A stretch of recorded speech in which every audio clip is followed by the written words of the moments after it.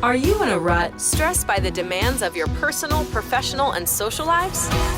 Join lifestyle guru Pauline Brown right now for Tastemakers. That's really where people can really make the celebrated individual the centerpiece. She invites her friends to share tips of the trade and new ideas for bringing out the best in you. My real passion is style, and not just style, but design, beauty, all things aesthetic. Turn the mundane into the memorable with Pauline Brown on Tastemakers. Welcome back to Tastemakers. I'm Pauline Brown. Today, we are going to cover one of my favorite topics, and that is food. I love food, but more specifically, we're going to talk with two experts about trends in food. Let me just say who they each are. You may recognize their voices because both have been on the show multiple times. They've never actually been on together. First, I have Shira Berk, who is a longtime foodie. She is, and what you might remember from prior shows, she's the founder of this awesome gluten-free cookie brand called Goodie. And prior to that, she spent quite a few years in the music industry. So she's a rocker chick as well. So I want to hear more about Goodie, but also want to talk with just somebody who has her eye on the pulse. Welcome back to the studio. Thank you. Okay. And also back in the studio, one of my favorite and most colorful guests is Leslie Guys. Leslie and I, we both sit on the board together of the Parsons School of Design. So like me, she shares an interest in all areas of design. In the case of Parsons, mostly fashion. But for the purposes of this show, she is the head of a trend forecasting company called Tobe, T-O-B-E, which covers trends in a wide variety of consumer industries, or it covers really trends in consumers at large. But there was one report she wrote about not too long ago, and I think she revisits this every so often, that was about food and fine dining and beverages.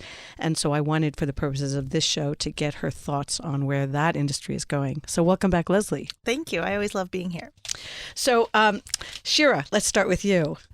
For people who don't know Goodie, but if anyone for people who don't know, for those few of those 3 or 4 who are listening who've never heard of it, but if you've ever been to like a Starbucks or many a Whole Food or other popular supermarket, you probably have seen it.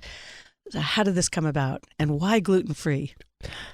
Well, so it came about really because I'm a foodie, like you say. My background was in the music industry and in magazines and in selling products that were very much about the cover. So I really wanted to take that experience into the food business. Why gluten-free? Because someone came in to me and said there was nothing great in the gluten-free cookie category. That was about 7 years ago now. So there's a lot of great stuff now, but ours are still better. Did you see something, or did someone who came to you and suggested it 7 years ago see that what was happening? I feel like every time I'm out with a group in a restaurant, that one person in that group, whether they have celiac or more often not, has an issue with gluten. Yes, absolutely. So, I mean, I think that we saw that it was a trend, but it was that the numbers were showing us that it was not just a trend, but that it was a sustainable trend, and that now it's become something where, like you said, there's one person in every household that I recently am coming across that is trying to eat gluten-free or is deciding that they want to give it a shot, and so they're buying our cookies because they want everybody in the family to have one cookie, not 20 cookies in the pantry, right? But yes, I think that it is a trend and a sustainable trend. And when I think about health food of years past, there was always this trade-off between tastiness and healthiness. And one of the things, that I know you've been focused on is like closing that gap. Like, how do you make a chocolate mint cookie or, your version of the Oreo or whatever you're working on taste as good as what we're accustomed to without the bad stuff? Well, so that's a big debate, right? Over like what's healthier. This is an ongoing debate, right? Because we make cleaner, better for you, healthier without, we don't use obviously artificial ingredients, trans fats, any of the high fructose corn syrup. So, I mean, that in and of itself makes it healthier. But we do use sugar, which is, I think that probably we will talk a little bit about food trends and everybody, all of a sudden avoiding sugar. So, what do you say about a cookie that still has sugar? People walk up to us and say, well, what do you use? And instead of sugar, and I say sugar, like that's that. So, I mean, it's weird. Like there's a real, I think probably we'll talk about it later, but what I think that this indulgence, this conversation of trends, and on the one hand, people want to be like crazy uber healthy and, eat coconut oil and avocados like up the wazoo. And then they want like over the top, crazy Instagrammable Sundays, So, I mean, it doesn't really, there's a lot of contradiction. I feel like having in the category. I didn't answer your question really. No, it's okay. That's okay. It's still interesting. So I want to actually get a little personal. And I know you'll be okay with this because I've raised the issue in past shows that you've been on. So when some 20 years ago, maybe, I think it was around that, you lost a lot of weight yourself. Right. Yeah. And I'm going to assume that was the inflection point after which you've been very health food oriented, or at least mindful of what you ingest. That is accurate. And so talk to me and you are not making this gluten-free cookie for you. You don't have an issue yourself with gluten. No. And you have 3 kids, none of them do. So how much, as you're making things, do you think about the market? How much do you think about just what you enjoy? And how do you sort of meld your own commitment to healthy eating with also what the market wants when it comes to things like indulgent goods? Well, so, I mean, I'm a firm believer that the way I lost my weight was a very balanced way of losing weight, which I guess is sort of the way Weight Watchers usually, used to say, indulge, eat whatever you want, just eat it in the right way. So, I mean, that's pretty much what I think of when I think of our cookies. They are indulgent ingredients. We do use sugar, we do use butter, but it's cleaner. It's better taste. It's better tasting without all the junk. I say junk without the junk. But I launched Goodie Girl because there's a void in the marketplace. And I launched it because I feel like I wanted something. I think that people deserve to eat great no matter what their dietary restrictions are. So it wasn't really necessarily for me. So it was a void that I saw in the marketplace, which is why I launched and it. Why it's and I mean the idea behind it was if I want to eat it, then it's going to be good because I don't have to eat gluten-free, right? So if I like it, then other people will. It's interesting. I had this one guy, this is a while ago on the show. He is the founder of the only Michelin-starred vegetarian restaurant called Nick's. And he said, my goal in opening that, it's down in the East Village in New York, was for non-vegetarian people to come and feel that it wasn't a compromise. I thought that was very clever. Leslie. Yes. So Leslie, for people who haven't caught her in past shows, she's a lot of things, but she worked for a market research firm called Doniger Group that services the fashion industry and the retail industry, a number of related ones. Within that, there's a fascinating division that puts out something called the Toby Report, which when in my fashion days was a subscriber. I continue to look at it whenever I am privileged to get a copy.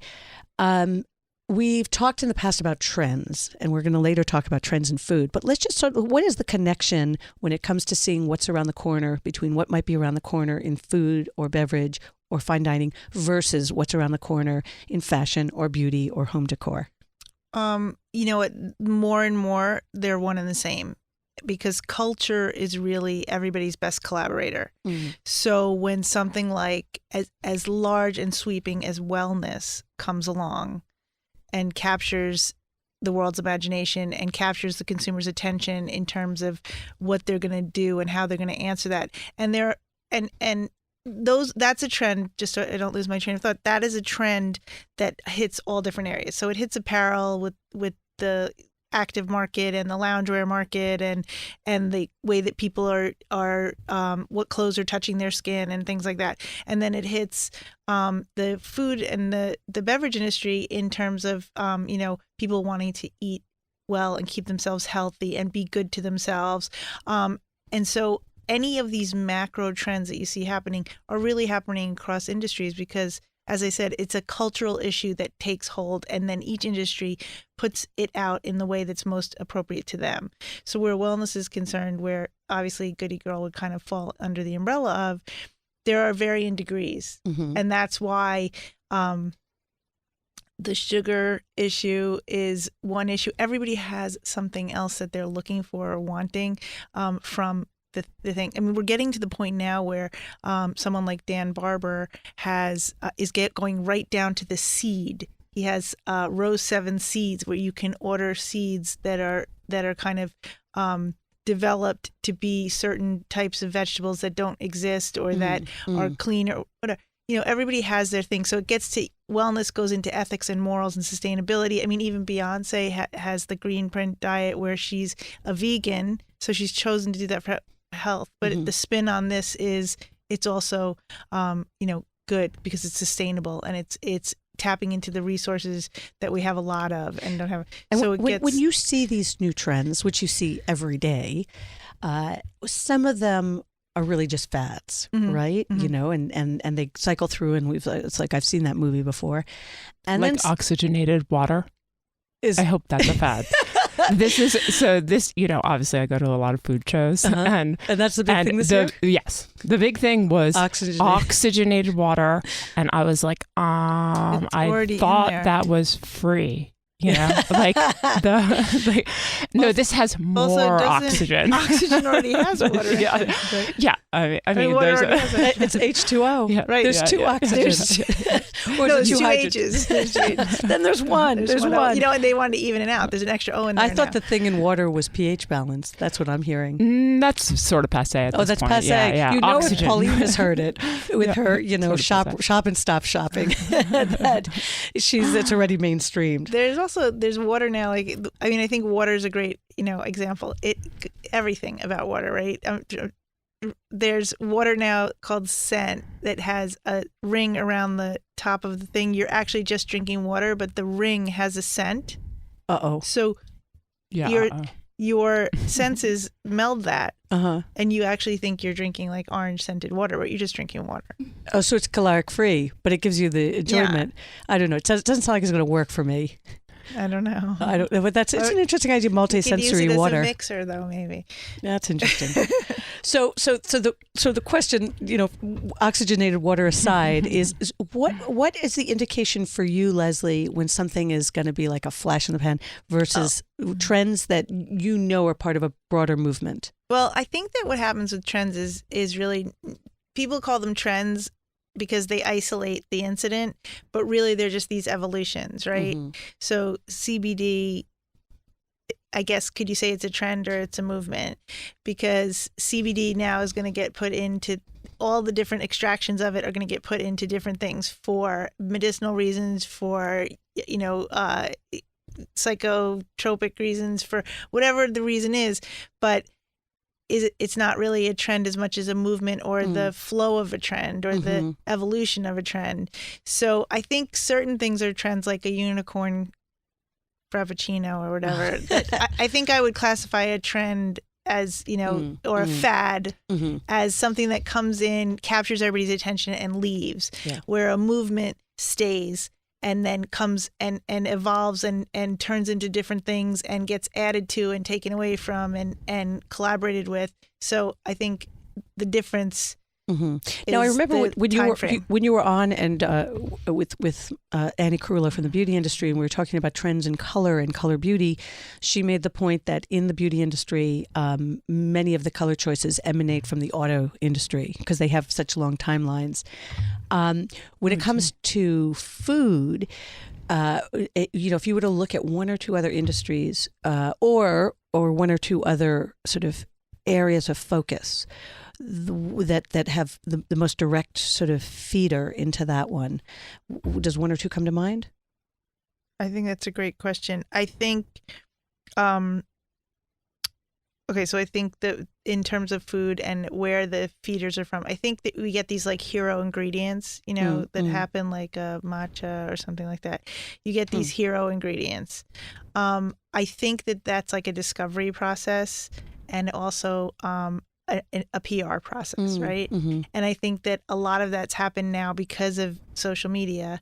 You can have an ingredient actually become a hero ingredient in a shorter time frame. Mm-hmm. So I think even though the colors may have come from the auto industry back in the day, I would guess that they do not any longer. Mm-hmm. Mm-hmm. And I think that in almost every industry, the trends come from like 360 degrees. Mm-hmm. And they there's no real indicator. It's really who gets the word out or what captures the audience. Mm-hmm. And social media are huge feeders across all these industries. I would bet that, I don't know because I don't know the answer to this, but that Goodie Girl, there's a lift in a niche new brand like that from social media that, Oreo didn't get. They had to put all their money in marketing the advertising money into that. So there's a lot, like Pop-Up Grocer is this girl who found all niche brands on food brands on the internet and brought them for 10 days to a physical location. That lift is nice. And it's nice not only for the person who's building the brand, but it's nice for the consumer who gets to see all new and interesting brands, people that don't maybe have the funding to put themselves in front. So the way trends flow and catch on I think it's a very naughty chain now. It's not as direct as it used to be. I love that. I like naughty. And that's naughty, KNOTTY for the record. So we have to take a quick break. But when we're back, I want to actually talk about the role of color, of packaging. I want to also touch on trends in alcohol, which, I'm seeing, although that means it might be middle America if I'm seeing it as a shop and stop shopper. So stay with us. You're listening to Tastemakers on Sirius XM Stars.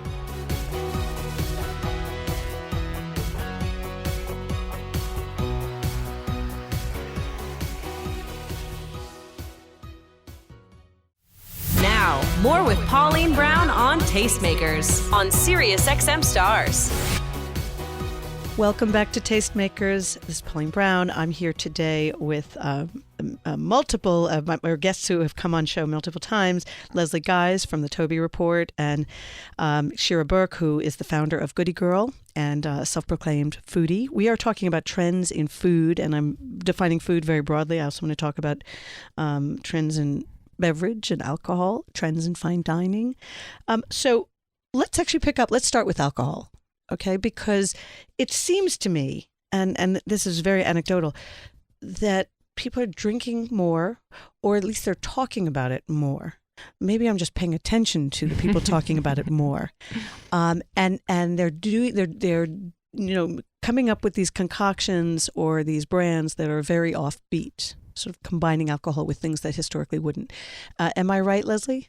I think you're right. I think it also comes. I think a lot of this, beside the discussion and the discovery, I think there's a lot of creativity. I think there's a lot of creativity out there, which will touch on your packaging discussion and everything. But this idea and the wellness issue, because a lot of the trend in alcohol now even is these like sort of spiked seltzers, like White Claw and Willie's.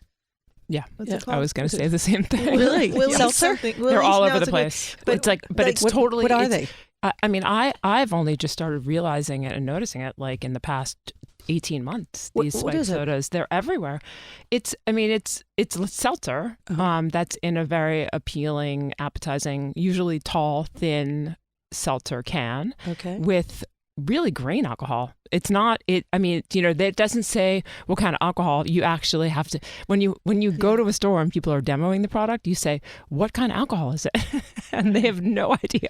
But they just know it's alcohol. It's rubbing alcohol. It's grain alcohol. I mean, it's basically because it's not vodka and it's not gin, but it's and I mean to me, the whole that is just the low sugar craze. I mean, and I think also tequila, sipping tequila, it's because of the way it gets processed in your body and the sugars, and is tequila lower sugar? It gets processed differently than people think it does. I don't know. I'm not a scientist, but I think that. And vodka? No. Well, vodka's low cal. Like, so all of the things I think that are kind of peaking are a wellness issue, as in a vein, and healthy alcohol. Yeah. Yeah, they want to drink a lot. Don't listen to they what just don't want the calories. Don't listen to what your parents told you, kids. There's healthy alcohol. I convinced myself a long time ago that Chardonnay is very healthy. Well, I actually was having the internal conversation about these spiked seltzers in my brain this morning in the shower. I was thinking to myself, well, I really drink for the taste, and those I've tasted them, and I did not like it. But I would like to drink less calories. But so I was like, if I drink that, people will know that I'm actually not drinking for the taste. They'll think that I just want to get drunk, which that's what I really think of that and since you were thinking about in the shower, maybe that is the case. No, but I think that's Bartles and James. That's interesting because I think it's interesting because there's a general like wellness blanket that's been thrown over this. So where maybe a sweeter, more caloric drink, a daiquiri, a pina colada, something was like a thing at a point, that is almost difficult to even swallow, the idea of drinking something like that. I mean, there's to me, that's like getting cleaner. It's like clean drinking. You just want to drink clean, right? Except for decadent in desserts is completely like on the other side. You know, you have people like with 12 scoops of ice cream, oozing, and then they spiked seltzer. They just need to it's a good versus. It's a good versus you. It's a yo-yo. A yo-yo meal. Yeah. No daiquiris, but I think it lands clearly in the ish category, like healthy-ish, especially. I mean, and trade off. And it's all stevia. I mean, it's all non-real sugar. Yeah. I don't want it. What about boxed alcohol? Here to stay? I mean, I'm going to throw out that it doesn't taste good. I haven't had boxed. I've only had some of the canned. I've had the canned. Really going down the wormhole. Boxed. Oh, you haven't seen this? I've heard of boxed wine. I've seen boxed wine. Yeah, boxed wine. I think there was a sign wine. Boxed wine. Oh, I thought you meant boxed alcohol. What's the difference? Well, there's canned wine. Yeah, that I don't like. Well, some of the branding is amazing. Have you seen some of the beautiful brands? I mean, it's beautiful in the way that like Coca-Cola is beautiful. No. There's a couple of very, very forward packaged really, really well. But it always tastes tinny to me when it's in metal. It's like boxed water. Remember when we got boxed water? Oh, yeah. Yeah, which is the most ridiculous thing in the entire world. Which also tasted a little unusual. It's first of all, it's too small. They need to make it bigger. So, I remember, when the box came out, and they, was kind of trying to make an environmental. I got to take a pass on that. I'm not even familiar. I honestly have to take a full pass on that. I don't even really know the boxed alcohol market. Okay, we're going to talk about packaging in other areas. So, Goodie Girl, I think one of the reasons it gets a lot of attention on a shelf when you have so many different cookie brands and increasingly other gluten-free ones is it's a very unusual approach to packaging. Yes. It kind of reminds me of like the brand Philosophy when they first came on the scene and they had those sort of the different holiday body creams and washes in unexpected flavors, and they had these nostalgic pictures of the founder and as a young girl. Talk to me about the inspiration of that, and did you do that because you knew it would get attention? Did you do it just because you were being whimsical? Rebel against the regular is what I say. Yes, I mean, I did it to get attention. When we started, there was absolutely nothing on the shelves that was so vibrant and colorful. Now people are really, this is a trend in CPG and food packaging. You're starting to see really bright colors, and now we're needing to find the next thing. We sit around and say, oh, people are starting to copy us, which is kind of cool. But yes, absolutely, it was irreverent to take some of the knowledge that I learned from selling magazines and record covers. What sells? We used to sit around Rolling Stone and war rooms and say, like, why did that sell? Why didn't that sell? What about what we put on there? Of course, when at Us Magazine, it was just diet sells. But it's interesting because the days that we went to Tower Records and you bought vinyl. Yes, and I bought them because of the cover. I mean, my passion for music started with my going to Tower Records and literally buying records just because of the cover. Right. And what was it about a cover that caught your attention back in the day? It made me feel a certain way. I mean, and that's the whole thing with our packaging. I mean, we want to evoke childhood memory. We want all of our cookies are iconic replicas. They're healthy, iconic cookies from your childhood, but they're just made gluten-free and better tasting. And we want those people to have that memory and to feel like a child. But it's not a brand for kids. It's supposed to make you feel now, that way. This packaging concept that is that you refer to in the cookie world as being vibrant and attention getting and a bit sort of sweet and nostalgic. Is that also what I see in the cereal aisle or in the other areas of packaged No, foods? I think that a bigger trend is simple, right? So, I mean, this whole short ingredient line, kind of saying we're simple and we have no secrets, we're natural, we're simple is a bigger trend than the trend that I'm interested in.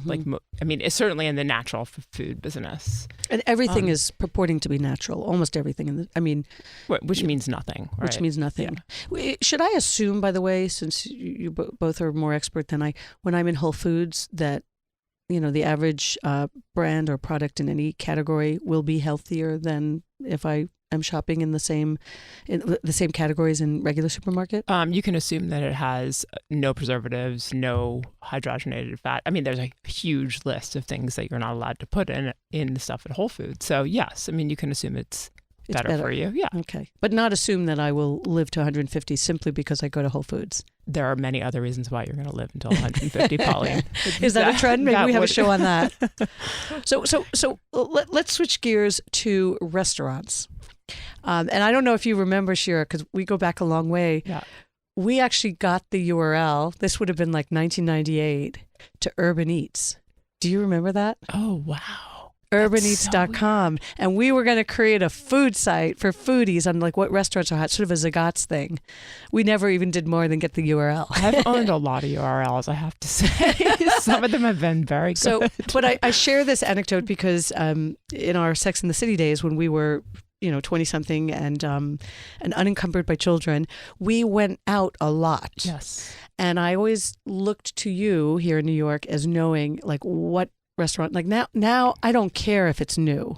I just care that it kind of works in my feeling that you want when That's you true, walk the into feeling. the room. Yeah. But we really cared that it was new. We definitely really cared. Our identity was it was our identity, right? I mean, we wanted to, So is that because we've moved out of our Sex and the City 20-somethings, or is that because people in general, Leslie, do you think people in general care about something that's new and hot, or is that less status weighted today than it was 20 plus years ago?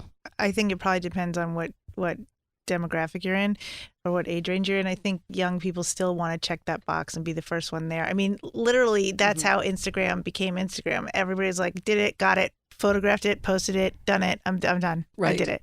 It's old. Check it off. I've been there. Pictures there. Pictures or it didn't happen.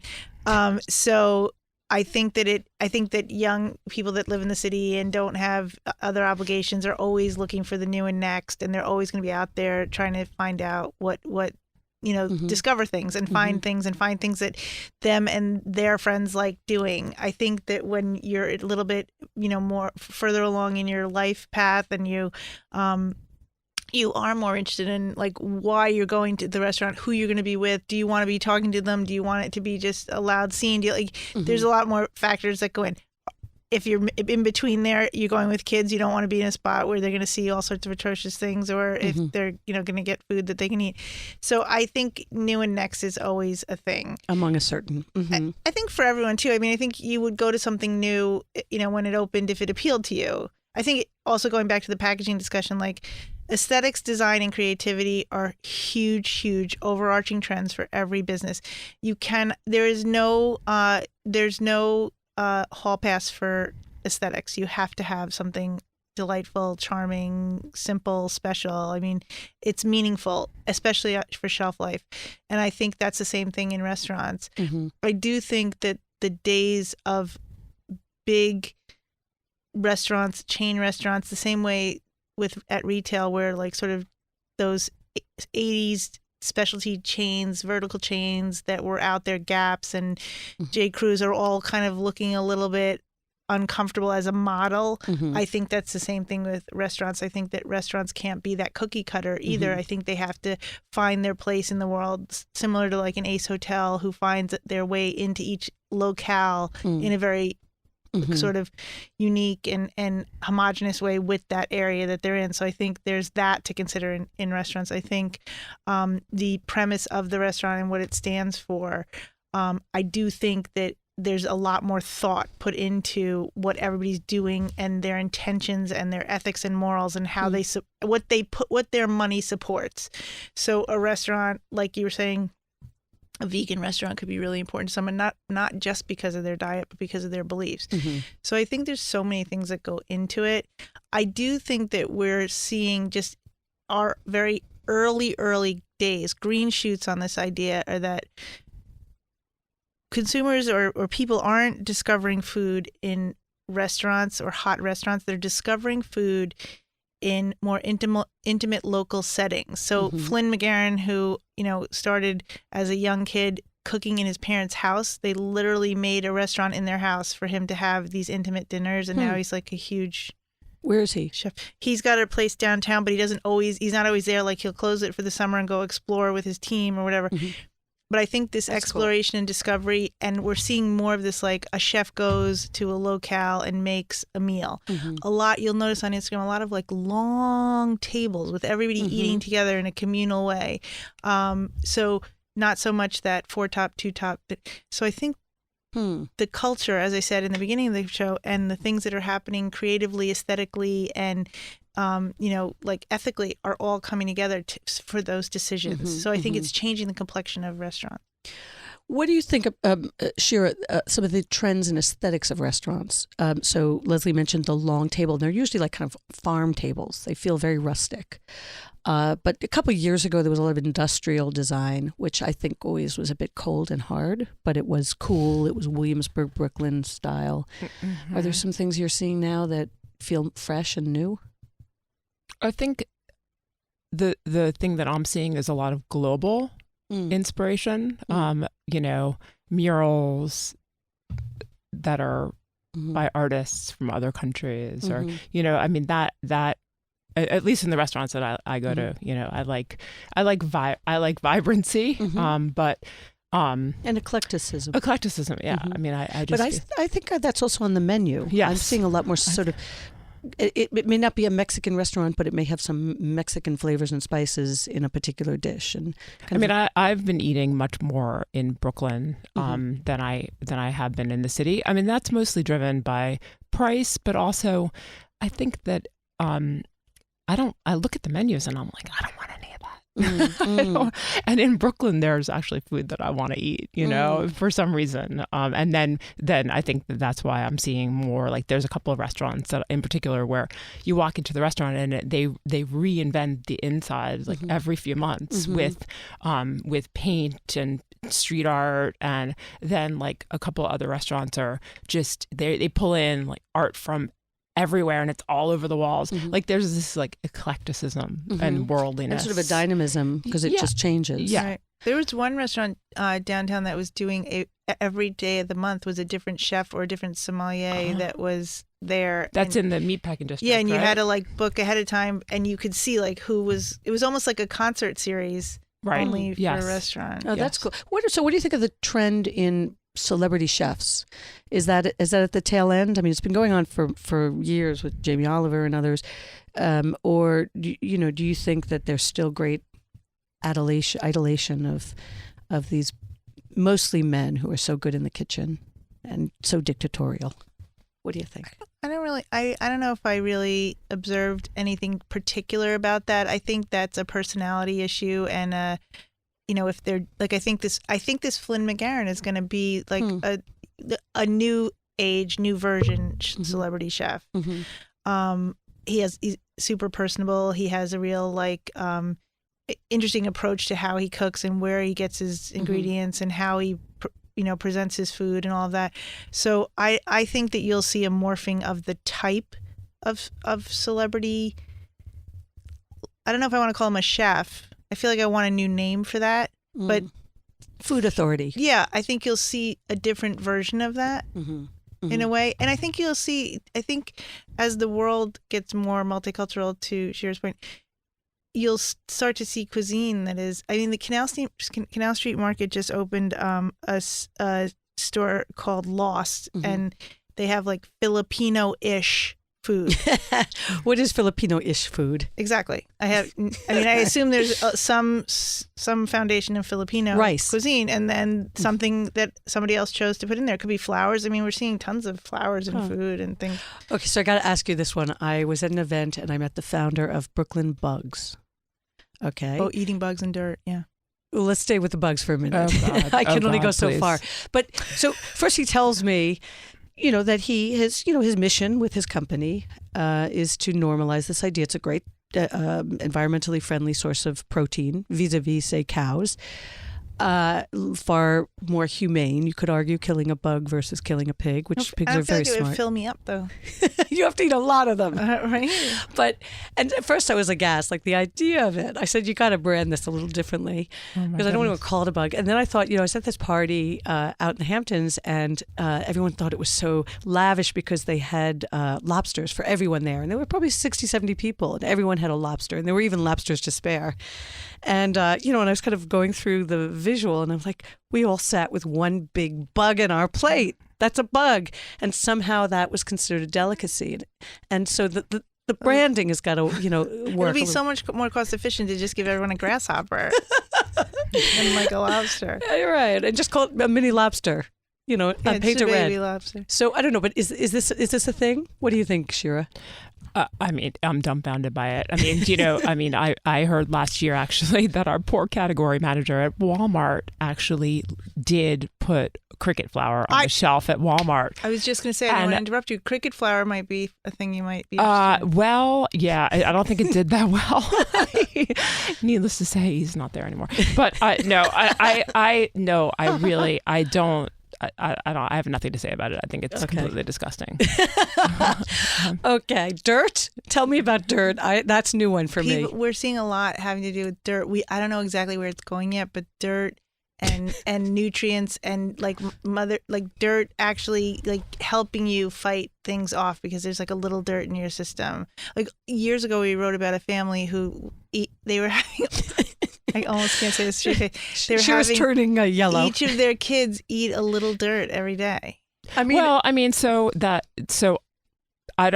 I make huge salads every day, right? And I do not wash most of my salad. I take, I'm like meticulous about kind of making it and taking it apart, but I mean that's dirt, right? I mean it's the same concept. It's just pesticide spray. Yeah, I mean, well, no, she sprays it on at the end. But I mean, I take like a wet napkin and just wipe it a little bit instead of like running it underwater and putting it in a salad spinner, and so I mean that's the same concept of what you're talking about. It's kind of like not worrying so much about what things that come from the earth and not being psycho about it. I mean, saying you eat dirt is a little bit extreme, probably. Yeah, any other? But then there's the restaurant Dirt Candy, right, which is does incredibly well. I'm assuming it's still open. I mean, it was like a number one New York restaurant. And what is this? It's vegetarian, right? Yeah. I mean, it's a vegetarian restaurant in East Village, which is called Dirt Candy, which was like all the rage about a year ago. So all right, yeah. Well, don't know it, but then again, I'm too behind the times. Yeah, I mean, it's a good name for a vegetarian restaurant. To eat it when they box it. If you box a dirt, right. It should be interesting. So Leslie, you travel with your team, not just around the country, really around the world. I know in one of your recent reports, you were covering Lisbon, Madrid, and you've covered Portland, and all corners really. Are food trends local? Or are you seeing some things that that are new and that move at viral speed and that kind of cover most places you go? I think that inherent in the whole issue, food trends are local because people are locally eating. Mm-hmm. And if you're in Lisbon, or Portugal, the fish are delicious and there's a lot of fish. And so I think that from a macro perspective, food trends are very localized. And then I think they get that social media lifts them and moves them around. I think people lift them and move them around. I think all of these chefs and people in the food industry are always traveling and finding things and cross-pollinating. But I think that the true mashup of flavor and food is really like, there's no stopping it. I don't think there's any stopping it. I think that every industry, from someone as corporate and as sort of mainstream as Starbucks, are out there looking for what's new and interesting that they can somehow infuse, fresh ideas into their business, are doing. So I think they're local and global all at the same time. But there are things. I mean, the bug thing, not to make you sick still, but the bug. I'm just wait until you just completely pass out. The bug thing is, I think it's regional, or I think they're eating it in Africa, and they have for, I think there's places centuries. where bugs aren't that big a deal. Right. It's interesting, like when you say food trends, I think that there's food trends in flavor and taste, and then there's food trends that I see are very prevalent in our society right now as in behavior, right? So, I mean, there's and it's interesting when you talk about whether or not it's global, because people in Lisbon are probably much more family oriented. So they come home and they sit around the table for dinner. But a huge food trend in America and in the major cities in America is this whole meal, right? Bowls, or a place like Dig In where you can get a protein and you can get like a homemade meal for one person, right? That's like a huge trend. And I think businesses are really booming because people don't want fast food. And, I guess it started by Chipotle and that kind of feeling. But now it's really evolved into there's restaurants just popping up all over the place, which is a cultural phenomenon, of people that are independent, but they're not with their families, but they want the meal of. And they want the comfort of something that takes a long time to prepare, but they don't want to prepare it because they work. People work hard, especially in singles in big cities. Right. Yeah. But you probably don't see that in Italy as much. Right. Not to mention you you can buy a single slice of frozen pizza at Whole Foods. Huh. And in Italy, you could only buy the flour. I'm waiting for them to sell like 3 hot dog buns, though. Seriously, how many packages of hot dog and hamburger buns do you have in your house? This is the question for everybody, because you always go out and buy a new one because they're only like $3, but then you end up using 2, and then they turn green. Yeah. And they turn green in your. Okay, so it's interesting though. We're talking about, on the one hand, a lot more diversity in food offerings. On the other hand, a lot more allergies, especially among kids. I mean, the peanut allergy is out of control, right? And that's just the beginning. Is there a connection there? Is there like what you would think in a time where you're having more reactions or more sensitivities to all that people would be more conservative, but they're a lot more experimental. It's almost like those are another 2 extremes that are sitting side by side.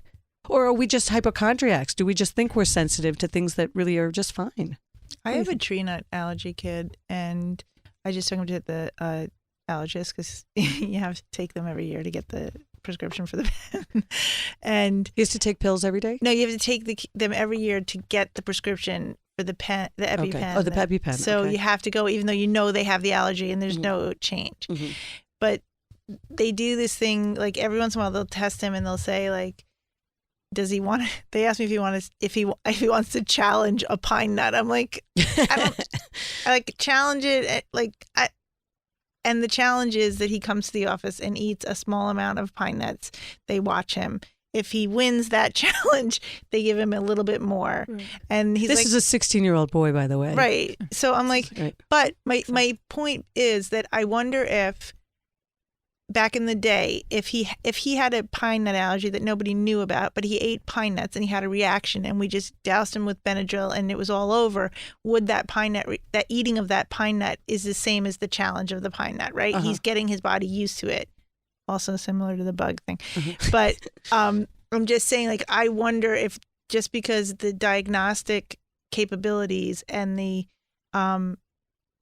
awareness of it is higher. And we take every there little, more or no more, the same way, like there's so much more that we know about, like I don't want to get into really bad topics, but do you know how we know so much about everything right away? Like this Epstein guy, like we have everything, we're finding out everything just every day. That would not have happened back in a different era. So I'm wondering if there's like a... Yeah, it's the same with everybody finding out that they're celiac or gluten-free. It's just, there's just more testing for it now. Right. Otherwise, they've just been suffering through it, I guess. Yeah, I think we probably had a higher tolerance for suffering back in the day. Maybe we just didn't live. When it was fine, you weren't expected to feel good at 50. You're supposed to be dead. Also layer on top of that all of this discovery and this sharing of ingredients and food types that we didn't really have. Like my mother thinks it's amazing that my kids eat sushi. She's like, what? Like she really, like, but that would never, I didn't eat sushi when nobody gave me sushi. Right. Now my kids are like, yeah, can I get a tuna roll or whatever, like for a snack? I'm like, are we doing that? We're doing that? Okay, we're doing that. But I'm just saying, I think that also has introduced more things into the system and the procedure. So it's a wild card. Probably more things into our system we don't even know about. Final question for you before we have to break. You each are good, really good trend spotters. Putting your 10-year hat, 10-year horizon hat on, what prediction do you make for, let's call it the year 2030-ish? Anything you see out there that would be shocking today, but probably won't be then? God. I don't think I can go that far out, but I do feel like we're coming back to a normalizing of things. I think traditional. I think traditions are coming back. I think all signals point to sort of average is okay. Like normal, average. You don't have to be the best and the brightest. You can enjoy your life. You don't have to work yourself to the bone. I think there's a quality of life and there's a sensibility of sort of sound thinking and reason that should be returning. That may not be a prediction as much as a hope. Okay. Well, I'll put my money on it. But I'm going to take it. Yeah, that feels good. I'm going to put it out there so it happens. Okay. Yeah. Good prediction. What do you think, Shira? Oh God, jeez. Bugs. Can I prompt you? All right. So here's I'm going to throw out two that just came to mind. So one is the decimation of big food companies. So the days of the Campbell Soups or the former Kraft, whatever they're called now, that the big industrial food will go away. Not to say you're not going to have a company that does 200 million, but the days where you had a company that did 100 billion across 7 different categories of food. I don't know about that. I disagree. Okay. I mean, just you may disagree, and I may be so wrong. No, I mean, just because there's new brands every day that are starting to do well and capturing everybody's attention, but Mondelez still sells $18 billion worth of Oreo and has not taken any market share away from me. Let me tell you.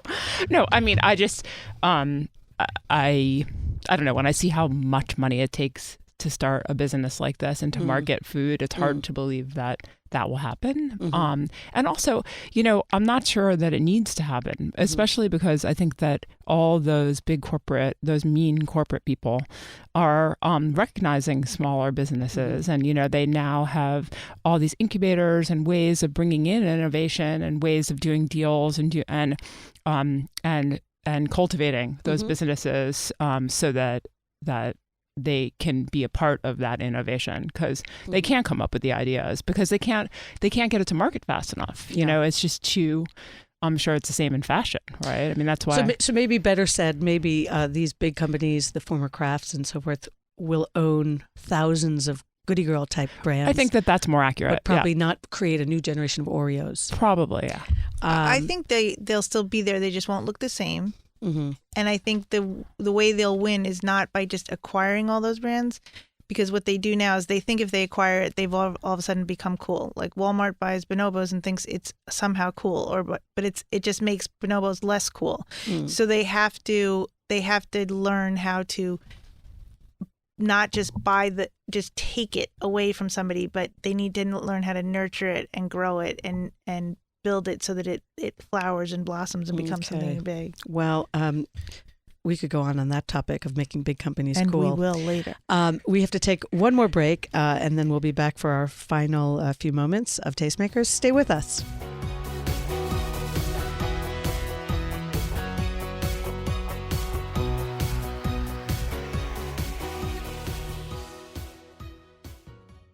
We now return to Tastemakers with Pauline Brown on Sirius XM Stars. Welcome back to Tastemakers. Sadly, we have to wrap up. I'm with two guests that could easily go on for another hour, not just on the topic of food trends. Thank you, Shira Berk. For people who want to either buy or learn more about your Goodie Girl, where do they go? They can go to goodiegirl.com to find out about all the stores we sell in, but Walmart, Kroger, Whole Foods, Stop and Shop, your favorite. Everywhere. It's everywhere. ShopRite, yeah. And Leslie Guys, who's head of Toby Report, for people who want to follow all that you have to say or learn more, where do they go? TobyReport.com, TOBE report.com. And goes well beyond food, as mentioned earlier. Thank you both again, and thank you as always to Brittany Presley, my producer. You've been listening to Tastemakers on Sirius XM Stars. I'll see you next week.